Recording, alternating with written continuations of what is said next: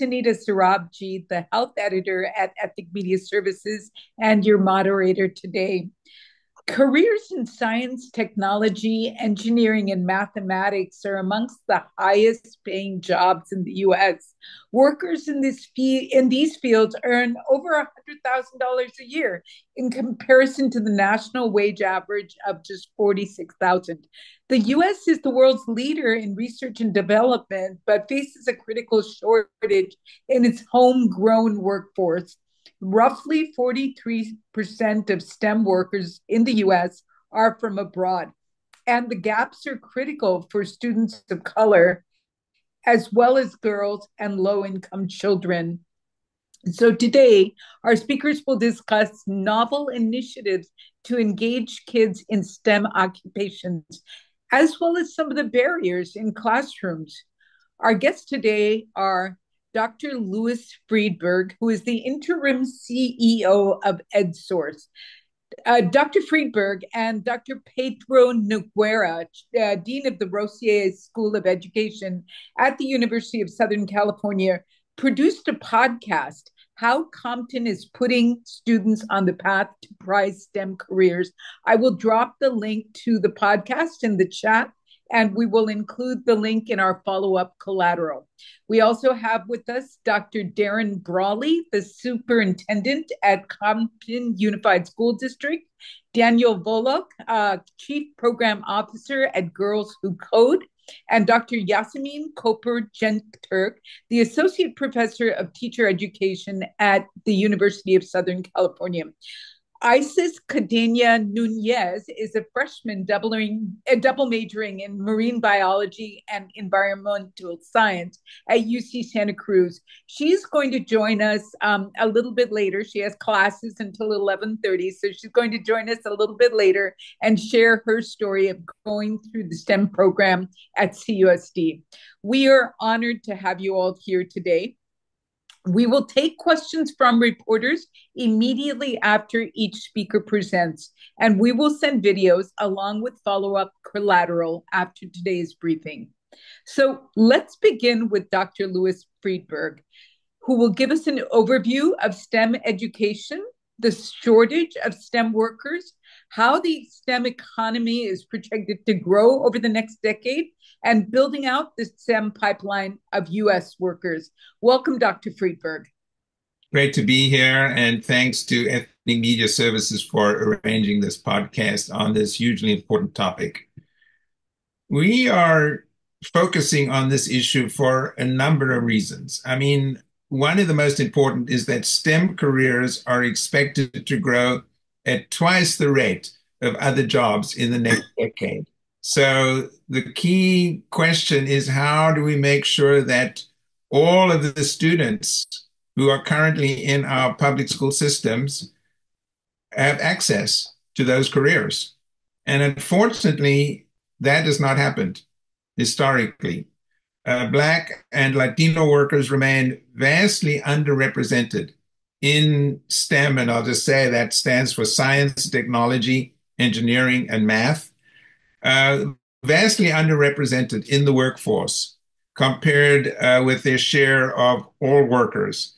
We know that women have traditionally been underrepresented in most STEM careers, not in the health field, which women are actually overrepresented, but in other fields like engineering, architecture, computer sciences, math occupations, and even in the technical side of the healthcare professions are underrepresented. But that also applies to many students of color.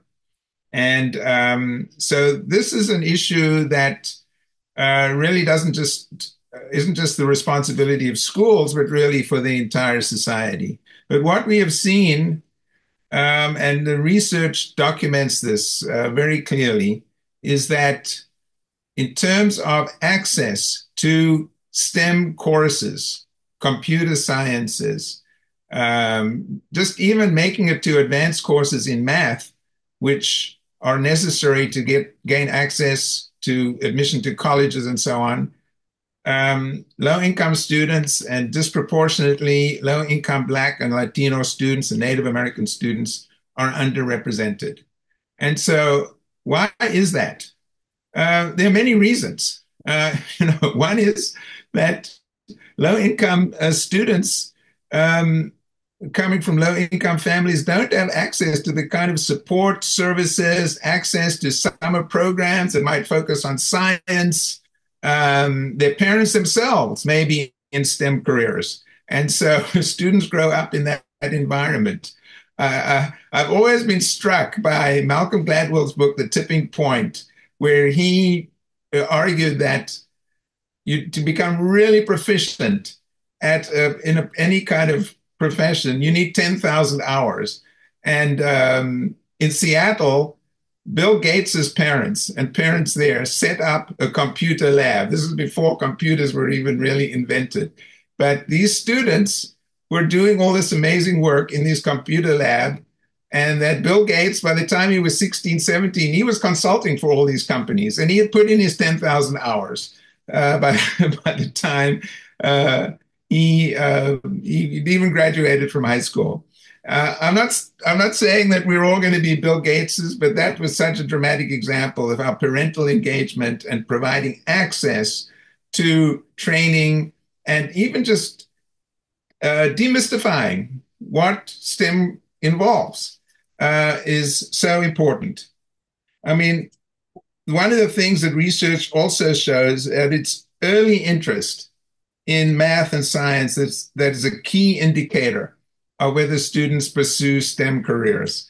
So if you are concerned, oh, by the time you get to high school, there's disproportionate enrollment in advanced classes or even basic STEM classes, that appears to be too late, that we really have to start early. And also to deal with the whole issue of anxiety around math and science, which is also a key issue, which I imagine some of the other guests will speak to. And then finally, I think one of the key issues is for students to see how math, science, and engineering and all the fields that make up STEM and what they are learning in the classroom is relevant for careers, that this is not just some abstract thing that they may or may not have use for later on. So that is another huge challenge for schools to show the relevancy of what students are learning in the classroom. So I think I might just stop at that to give our other guests an opportunity to jump in. But I will just say that numbers of people have been arguing that this is an economic issue, an issue of just providing equal access for all students to these careers, but it's also a civil rights issue, that if students do not have access to these classes and ultimately these careers based on their backgrounds, based on what schools they happen to attend, which then coincides with their race and ethnicity, it really is a civil rights issue. And that there's been so much focus on reading and literacy, which is totally appropriate. But I think that there needs to be more focus on math and science achievement on the same par, on a par with reading and literacy. I think the guests on this program are probably, the leaders in that. I know Dr. Brawley is going to be talking about what Compton is doing. A growing number of school districts are really taking on this challenge, and we were thrilled to visit Compton and to do a podcast sparking equity on the work that they are doing. So let me stop there, and we're looking forward to hearing from our other panelists. Dr. Freedberg, before we move on, there are a few questions for you. So if you could address those. Henrietta Burrows has the first question. Henrietta, please ask your question. Thanks so much, Sunita. Dr. Freedberg, STEM had been broadened to include STEAM. So what has happened to STEAM? And you mentioned architecture. So would that fall under STEAM? Well, absolutely. And I see some of our other guests, nodding their heads. But in general, the view is that STEM also involves a lot of creativity. It's not just learning the analytical skills.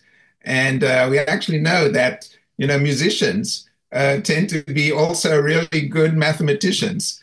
So we really want to stimulate all sides of the brain because it's not just learning how to do the equations, how to, do the coding, but also creativity is such a huge part of it. And I do find this one of the more exciting aspects of how things are evolving, that we have a very holistic view of STEM, as now in many school districts, I think including Compton, they talk about STEAM. And hopefully Dr. Brawley could also address that. Thank you. Sandy Close asked a couple of questions. How is it that schools in affluent districts are filled with computer labs, but this is not the case for poor districts? And I imagine that economics plays a role in that. Están llenas de laboratorios, pero las pobres no. Dr. Freedberg, ¿puede explicar eso? You'd asked about why low-income districts often don't have those resources. Yes. Well, a lot of times the parents in the more affluent districts are able to raise money, additional funds. Often the parents have access to connections in the corporate sector and are able to get those donated.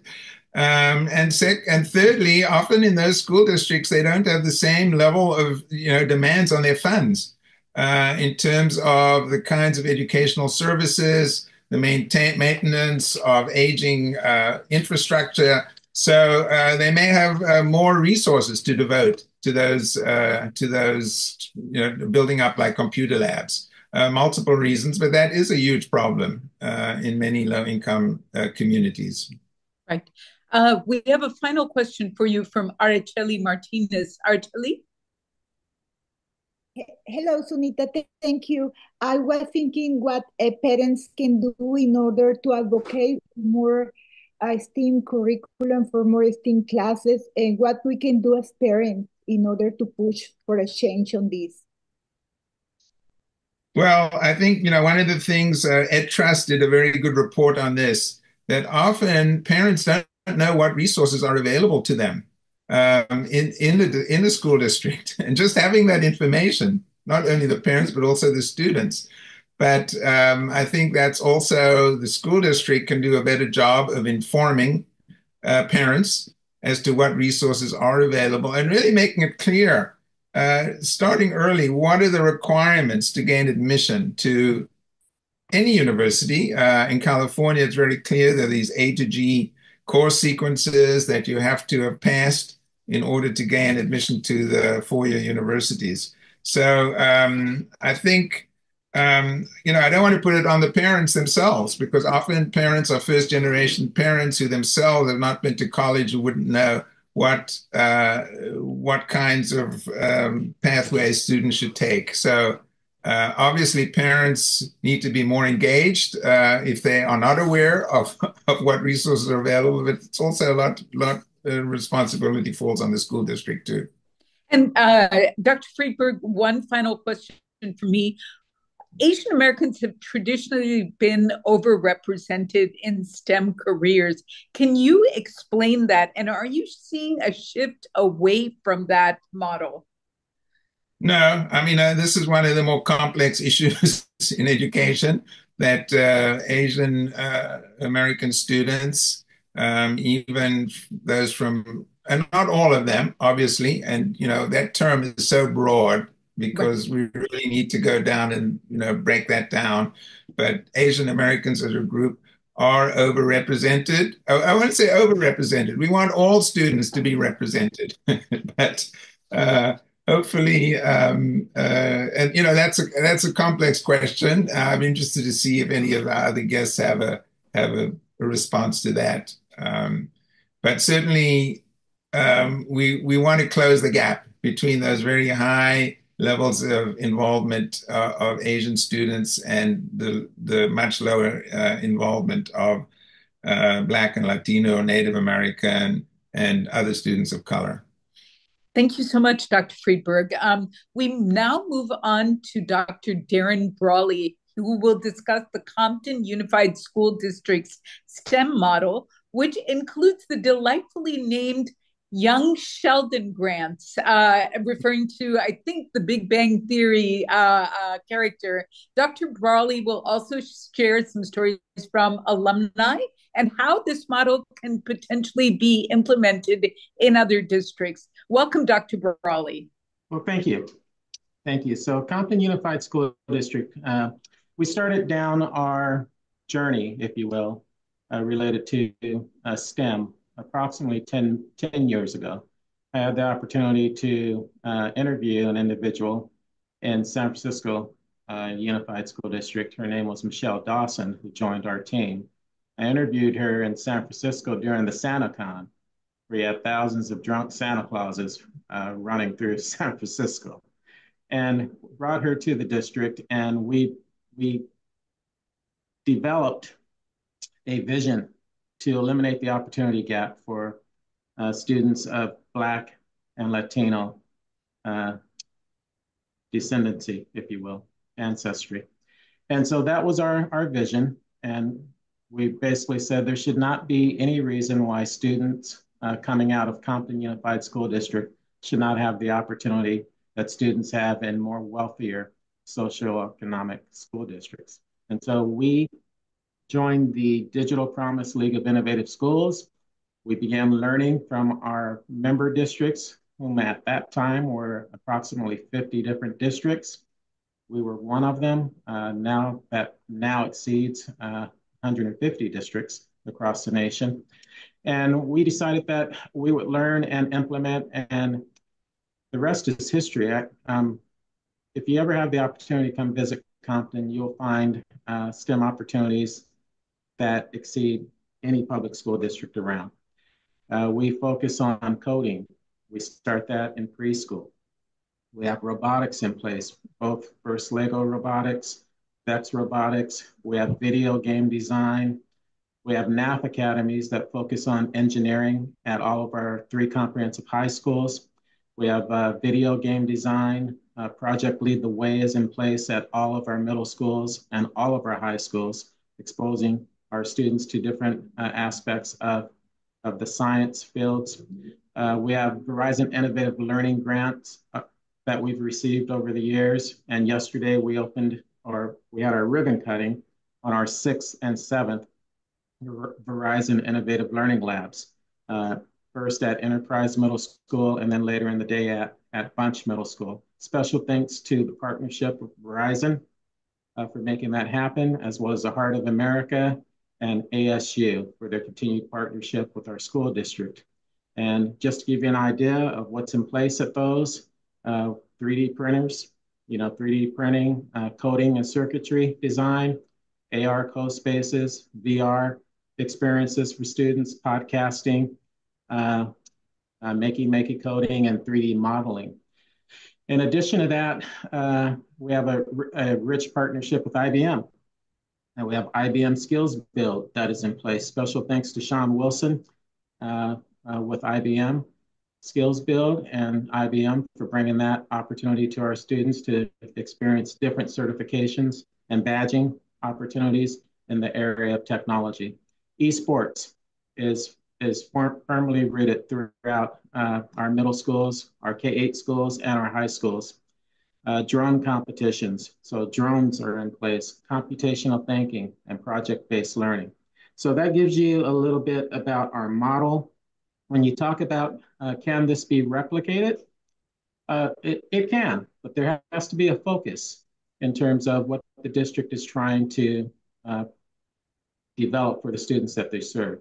Our focus was really, by the time kids leave us, they should be able to fully participate in the global economy, whether it was local, across state lines, or elsewhere, whether that meant them going into the workforce or continuing their journey in colleges and universities. That was our vision for the students that we served within Compton.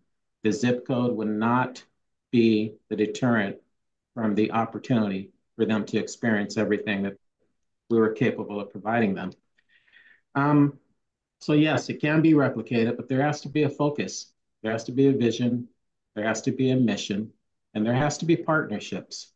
Our students also, they experience in coding competitions throughout the year. We have a engineering week, just so many different opportunities that we provide to our students so that they have the full opportunity to experience it. Partnerships with Boeing, partnerships with Apple, Verizon, RTX, formerly known as Raytheon, in terms of our NAF academies. So those are critical, and in order to bring this to life. As I think about the challenges, potential challenges certainly can occur around curriculum integration. How do you balance all of this? How do you balance all the STEAM activities with state standards? That can be difficult for some people to figure out. And, as many state standards are focused on traditional subject content and traditional modes of learning, whereas technology is a little different in terms of the opportunities that you're providing to students. I think the teacher training and professional development can be a challenge. The kids are so much further ahead of the teachers when it comes to these experiences. But teachers eventually get it, and they're able to take the students to where they need to get. And you always have those that are further along than others. So there's always someone within the population that is able to provide these experiences to the students. Resources could be an issue. You heard me talk about several partnerships that we have: Boeing, Verizon, ASU, Heart of America, IBM, just to name a few. And I think the long-term sustainability, with the ESSER funding being gone, you certainly have to have other ways of funding this, and we've figured that out. But of course, we have them in place prior to ESSER dollars being available. So it has to be a vision that the school district has in order for replication to even be a possibility. And I think the other big challenge in terms of this is sometimes you have competing interests. So you have robotics, you have coding, you have drones, you have so many things going on, right? So esports, what are the things that the students will really be interested in? But what we found is that we have a student population that is interested in many of them, or interested in one or two of them. So we've been able to sustain it. And as far as parent perceptions, what we found is that 98% of our parents want their students to have access to STEAM. That's very important. So the parents are very supportive. The parents love what is happening. I want to share with you a comment that was shared with one of my individuals yesterday that works for me in relation to the opening of the 6th and 7th Verizon Innovative Labs within Compton. And it goes as follows. Yesterday, we had a parent come into the STEAM lab. He pulled me aside. He only spoke broken English, and he told me that he can't believe that his daughter gets to go to a school that has these amazing opportunities.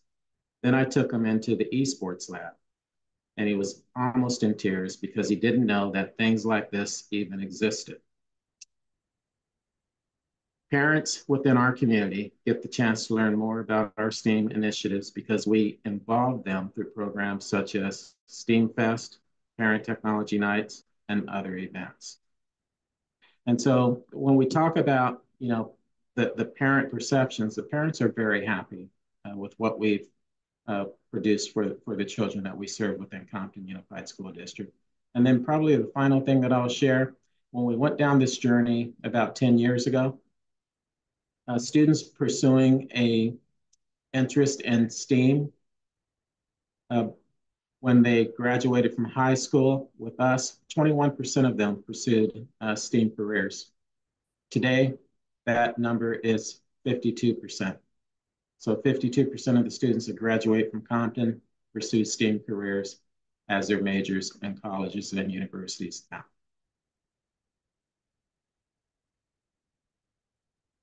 You're muted. Thank you so much. You answered a question that Henrietta Burrows had asked, but there's time for a question from Snigdha Sen. Snigdha, please ask your question.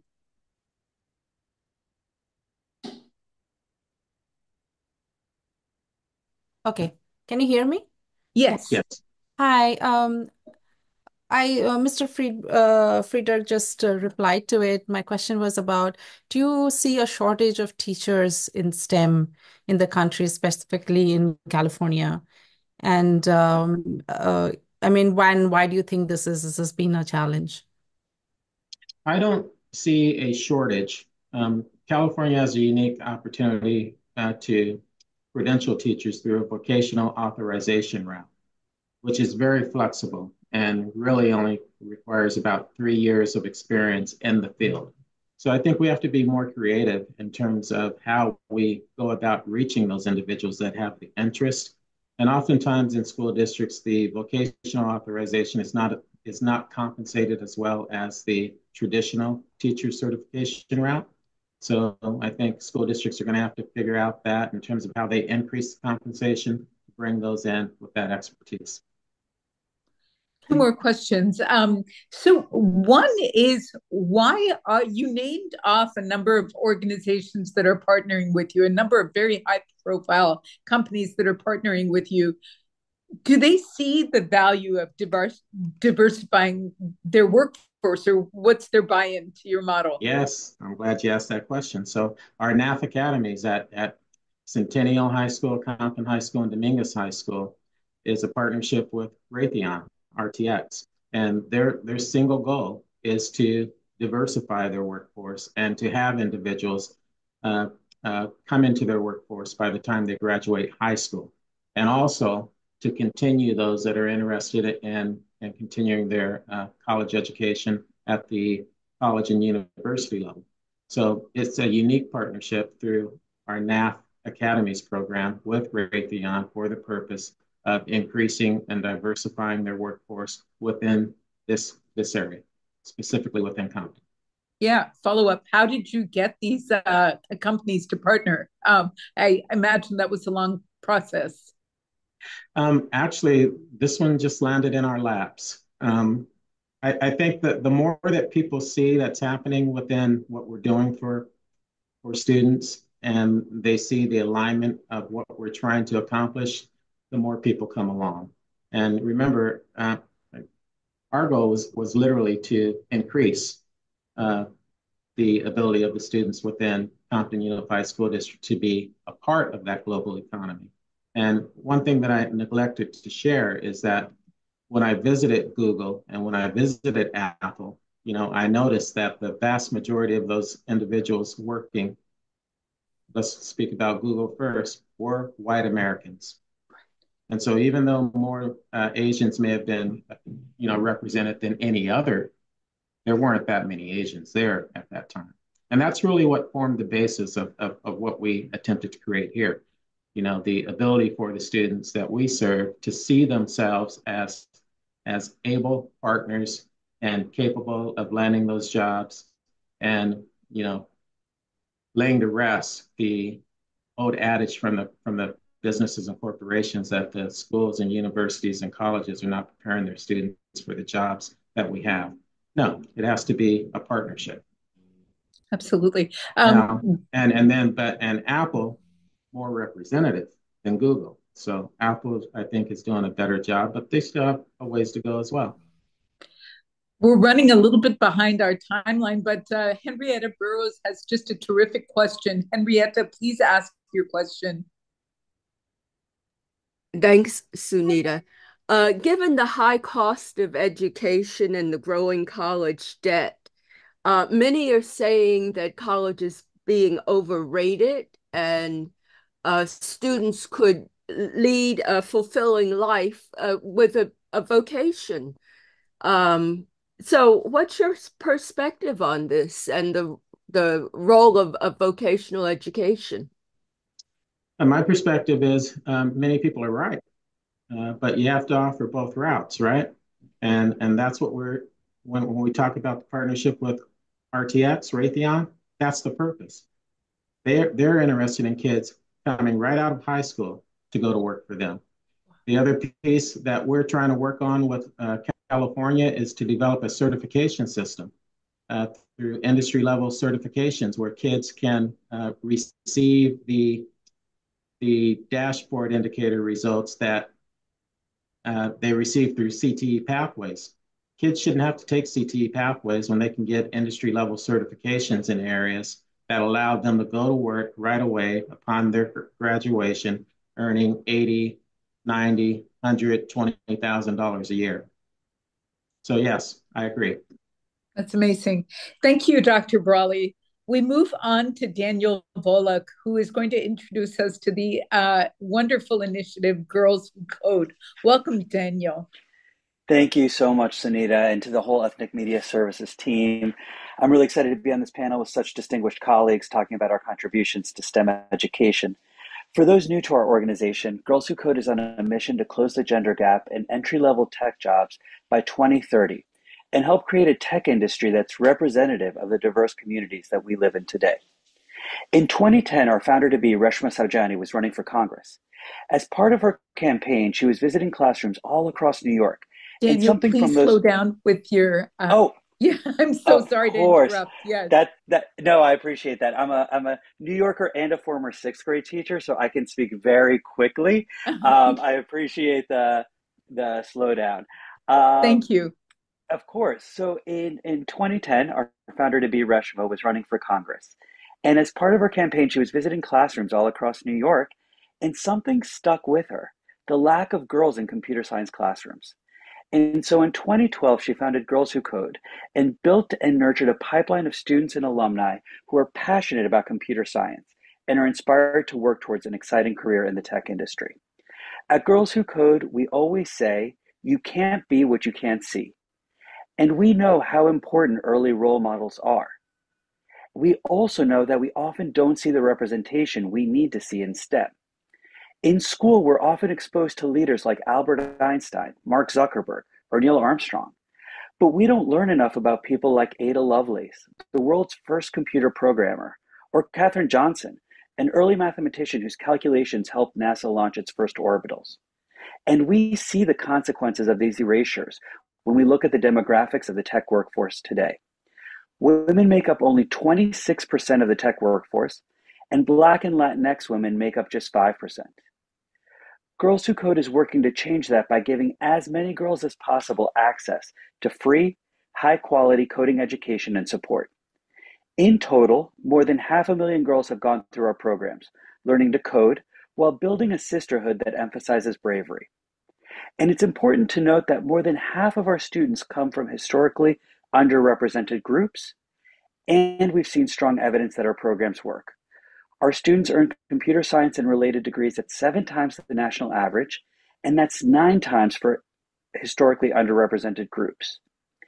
And we're on track to achieve gender parity in entry-level computing jobs by 2030. And how do we do it? We do it by engaging girls at every step of the pipeline, from as young as 3rd grade all the way up through early career. Our free clubs program from students from 3rd through 12th grade sparks interest and engages students in early experiences with computer science by introducing them to project-based coding activities, highlighting women in technology, and helping our students develop communities. Anyone can start, join, or facilitate a club regardless of their experience with computer science. Our summer programs serve more than 8,000 high school students from around the world, and students have the opportunity to learn how to code while focusing on game design, cybersecurity, or AI. Students also get the opportunity to learn about real-world applications of technology through workshops with our corporate partner volunteers, including many of the ones that Dr. Brawley mentioned, also partner with his school district. We're making sure that our students are ready to enter the tech workforce, prepared for success. And so in our college and career programming, we give students insider access to the tech industry, offering them mentorship, technical interview prep, and leadership skills. This pipeline is proof that with the right sources, girls not only want careers in tech, but have what it takes to get there. And I want to tell you just about one of our students who we're incredibly proud of, Kayesu Machayo. Her mother was a refugee who fled a military dictatorship in Uganda at the age of 17.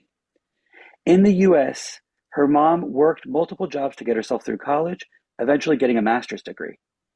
We met Kayesu when she enrolled in our free 7-week summer immersion program. She had no previous coding experience, and a week into the program, her family faced eviction and struggled to find a place to live.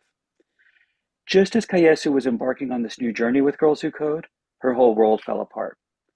But she did not miss one single day of our program. She showed up every morning ready to learn alongside her 19 classmates, who became, in her words, her sisters for life, a source of encouragement, support, and laughter. She left our program not only knowing how to code, but resolved to pursue a career in technology. Today, Kayesu holds a degree in computer science from George Washington University, beating the odds and becoming one of the few women who graduated with a degree in the field. In addition to these accomplishments, she now works as an information security engineer at Bank of America, and she plans to use her coding skills to address inequities in education, giving other young people the same opportunities she had. She's a shining example of how access to supportive programs and resources throw open the doors of opportunity. At Girls Who Code, we believe the future of technology depends on those who are developing it. And we need more girls like Kayesu getting interested and involved in computer science, because we believe that they're some of our most powerful change makers.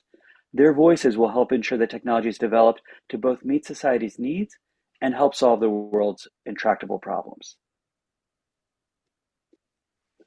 And now I'll turn it over to you, Sunita, for questions. Yes, absolutely. So there are a few already.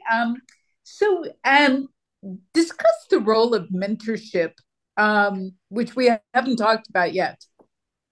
Yeah, so it's amazing that we still see so many of our students saying that they are the only or one of the only women, people of color in their computer science classrooms. And it's incredibly important that they're connected to near peer mentors. So women who are just a couple years ahead of them on their journey, who can talk a little bit about what does it look like to be a computer science major, or what does it look like to be starting their career. But it's also important for them to connect to women who are leading in technology. And so we really look at mentorship across the pipeline, because we want to make sure that our young people are seeing themselves represented in both the next step, but in future roles. And what are the areas? There are a few questions for you in the chat. What are the areas you most want to see Code for Girls Who Code expand to? Sure. So we've been doing a lot of work, not surprisingly, in AI, and really thinking about what are the AI literacy skills and tools that our students need exposures to. One of the things we know is that when emerging technologies are released, unless there's an intentional focus on making sure that women, underrepresented communities, low-income schools have access to those technologies, we see that the rich get richer and the poor get poorer. So we want to make sure that our students are getting access to all of the new AI tools, are learning how to use it, feel comfortable talking about it, and are preparing themselves for the new jobs of the future, because we know that the landscape is changing quickly. Fantastic. Thank you so much, Daniel. Of course.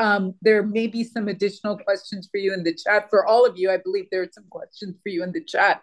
We move on to Dr. Yasmin Kopur-Cenk-Türk, who will tell us about some of the challenges students face in the classroom with teacher bias, which I believe we may have all faced as we were growing up. So please, Yasmin, welcome to our news briefing, and please share your insights.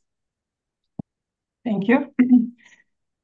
I'm sure many of you have likely heard that mathematics requires natural ability, right? We often assume that if someone who is good at math, they must be super smart. This belief is one of the stereotypes associated with mathematics, but it's not only one of them.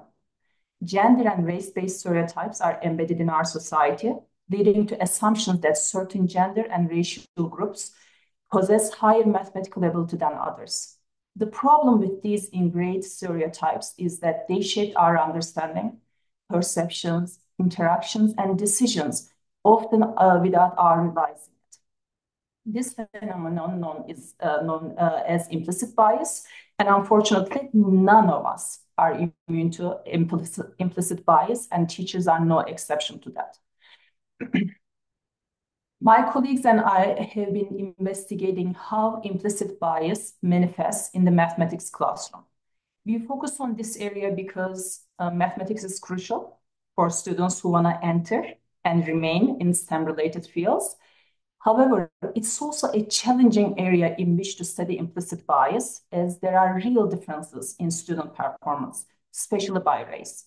So this leads to a question: are these, the performance differences due to the actual differences in student performance, or are they results of implicit bias?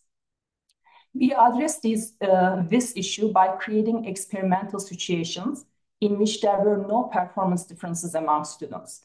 In this way, if we show that there were differences in teachers' judgment or actions, we could attribute them to implicit bias. To do so, we gather data from students who were asked to solve math problems.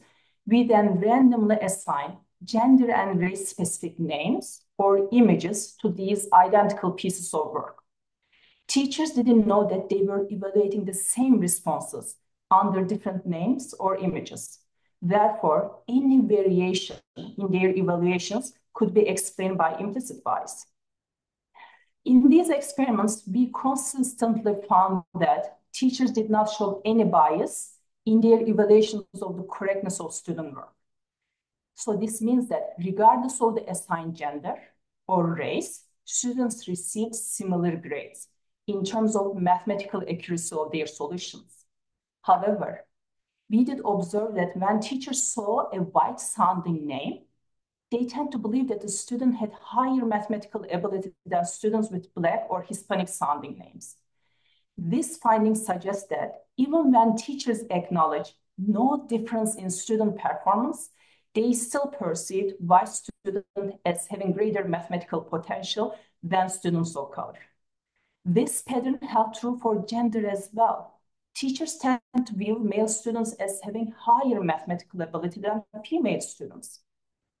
Because gender and racial biases intersect, girls of color experience the most pronounced implicit bias. Another key finding from our research was that implicit bias occurred more often when students did not answer math problems fully correctly. This suggests that female students and students of color are more likely to be discouraged about their math potential when they did not answer a math problem correctly, when they struggle with math. So in addition to identifying areas where students are affected by implicit bias in math classrooms, we are also exploring the underlying conditions that perpetuate these biases and potential solutions. One of our findings is that teachers who believe that gender equity has already been achieved tend to contribute to gender bias in math classrooms. So the presence of this belief underscores the need to raise awareness among educators that gender and racial inequities persist in our society. So increasing awareness of how our culture subconsciously promotes sexist and racist beliefs, which then influence our perception, interaction, and decisions, is one of the first steps in combating implicit bias. Secondly, teachers and educators need to give struggling students a chance. Our research has repeatedly shown that teachers are more likely to underestimate the mathematical ability of girls and students of color when they get a math problem wrong, while offering more leniency to male and white students in the same situation. Last but definitely not the least, we need to develop targeted interventions to help teachers overcome implicit bias in math classroom. Generic bias training is not sufficient for addressing discipline-specific problems like those in mathematics. I spoke fast, as always. So it's interesting. You laid out what looks like explicit bias, actually. Would you call it that? No, because they are not aware of it. So that's hard. So the way that implicit bias functions is that you are not really aware of it, because when they see a student name, right, when they see an image of a female student or a student of color, unfortunately, the cultural stereotypical beliefs kick in, and they tend to, underestimate their underestimate students' ability without even realizing it. So it's not intentionally they are doing that. Simply they are not aware of it. Interesting. There is a question. Math forms the basis for careers in STEM.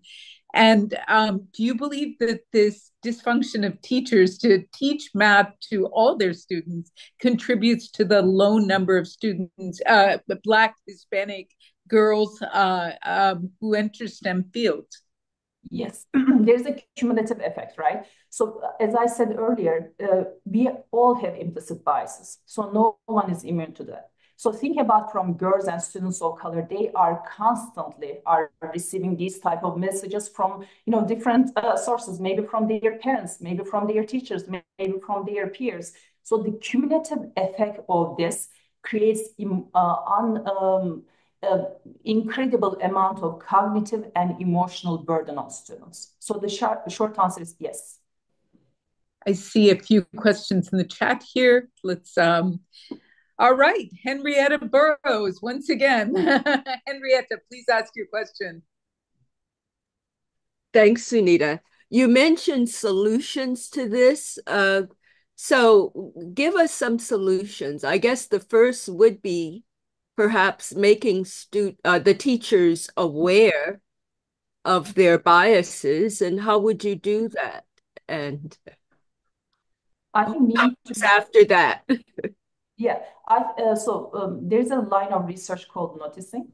So in order to fix a problem, first you need to increase the awareness. So it has to be obvious to you that there is something wrong going on. So that's why increasing awareness is the first step, so that teachers or educators know that, wait a second, I might be unintentionally doing something that will harm our students. So first, and the easiest way of doing that is really increasing awareness. But then we as educators and scholars in other areas need to come together and come up with evidence-based interventions to combat implicit bias.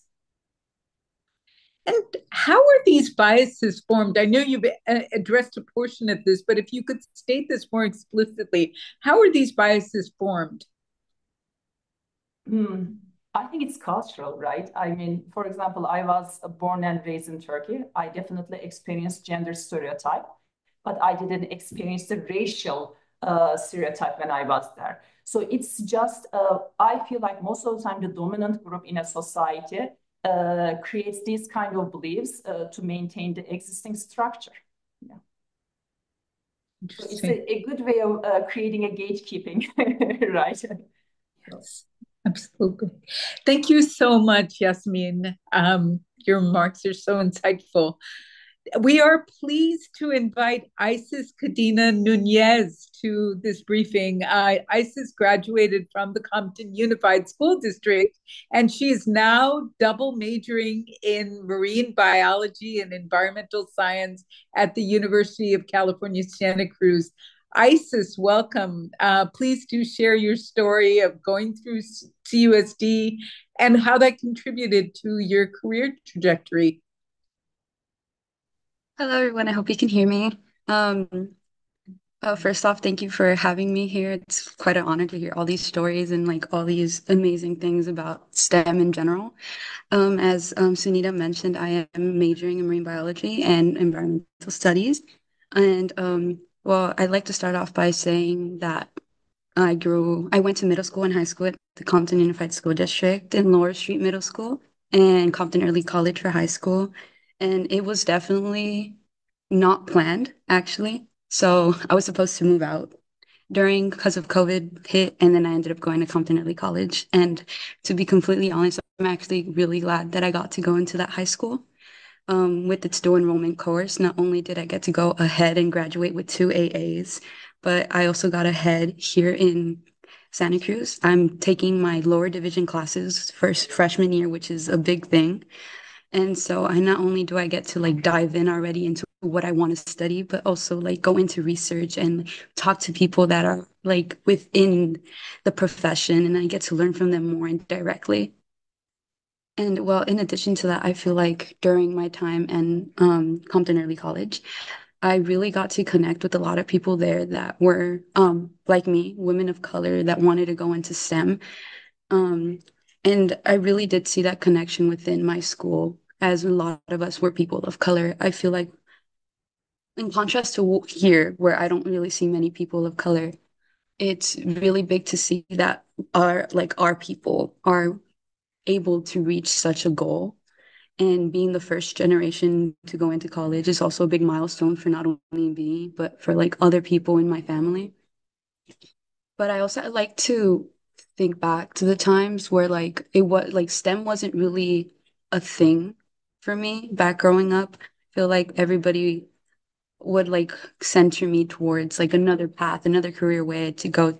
Like my cousins and my uncles and stuff, they were really, I guess, close-minded. So it was like, for me, it was like a bit baffling now, thinking back to that time, because I didn't really think I would have been able to make it to this time here. But here I am. And I got to do so many things, not only in high school, but also out of high school. In Compton, I'd like to give a big shout out to the Change Agents and Compton Early College. We're a group organization which helps empower women, not only in STEM, but in mental health and wellness and civic engagement. And I am honored to say that I got to be the STEM co-leader. And we got to direct many things that not only involved the high school, but our middle school there. And we got to host our very first career fair. We got Caltech inside. We got all these universities into our school for the very first time, and I was really happy to see that connection. Not only did we get the high schools to come and see, but also the middle schoolers. And I was really happy to see like all these children, all these people that look like me, like be super excited to know that they can do whatever they want to do. You know, they can study what they want to study, and there's no limit to what they can do. You know what I mean? So it was really nice to see that. And also outside of that, I participated as a volunteer and a Teen Science Cafe member at the Aquarium of the Pacific. What surprised me there was a lot of people were white, say the least. A lot of people within those programs were white. And it was surprising to see the look on their faces when I told them, "Oh, I'm from Compton." A lot of them did not know where that was, surprisingly. So it was kind of like that weird shift. I guess that like something clicked in me and I was like, why am I the only one here? Like I knew like 10 other people that would love this program. And I feel like it was my job to share that with them because I feel like a lot of these things that are free for us to do outside of school are so like closed off or like people don't know about them that can help them on the long run. Like I got to connect with a lot of the people there at the aquarium. And not only that, during my time as a Teen Science Cafe member, I learned to communicate not only via email, I learned how to talk professionally and open my public speaking skills and be able to connect with scientists and open my scientific language with them, which was an amazing thing to do. And to do that all in my high school was incredible. Like looking back to it now, I'm just like, oh my God, I did so much. It surprises me still. But I also I feel like a lot of what Compton offers is that the support that comes from the teachers. I feel like a lot of the teachers there, like Miss Yasmin was mentioning, I don't think the bias is there, which I absolutely adore. I feel like a lot of the teachers push the students regardless of where they come from, regardless of how they look. And I'd love to give a big shout out to one of my teachers, Mr. Rosales. He was my science teacher for 3 years, and he was the one that opened me the doors to a lot of the things. I got my scooter certification because of him. And I'm really happy to say that after everything I did, I'm really glad that I actually got to go to the school, that I was in the district, and I get to be the one to talk about it because it really is a lot, mostly because STEM is such a male and white dominated field. So being here now and pursuing what I want to do, it's really nice. Amazing, Isis. So I wanted to share with reporters that Isis is featured on Dr. Freedberg and Dr. Niguera's podcast. We will send the link to in our follow-up materials when we send out the videos this afternoon. But Isis, I wanted to ask you, you spoke about Mr. Rosales. Could you talk a little bit? We did talk about mentorship and how important that was. Do you think that you would have the interest in pursuing a STEM career if it were not for Mr. Rosales? Absolutely. Yeah. I had a lot of influences growing up when it came to science. My grandfather, for one, was a big push. He was a food chemist in Mexico, but he sadly had to stop that because he got married and had kids, and you know the story. But he was one of the very few people that pushed me into like studying what I wanted to do. I love learning. I'm a very open-minded person. I like learning about new experiences, trying to like dip my toes in a bit of everything. And Mr. Rosales was definitely a big push in my STEM career and where I am today. He was really kind and he really did encourage me throughout my entire high school. I remember he would be like one of like the teachers that I will remember forever as I go on. And hopefully I could go visit him soon. I really do miss him and I thank him for everything that he's done and taught me. Because I feel like without him and without these other people that influenced me, I wouldn't be here today.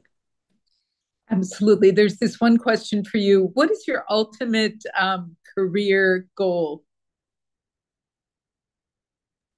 Oh, that one's a bit open, but I really want to go into the conservation side of environment, but also go into a bit of the policies and politics that go into how we regulate our environment and take care of our oceans, specifically like our fisheries. I know that is quite a complex problem that we have here, and it's something that I really would like to dive into because I feel like all like without the environment, there's a lot of things that we as people, as a society, can't function without. I feel like there's this tight correlation that we have between the environment and us as a society that involves politics that I really want to go into. I have a question for you.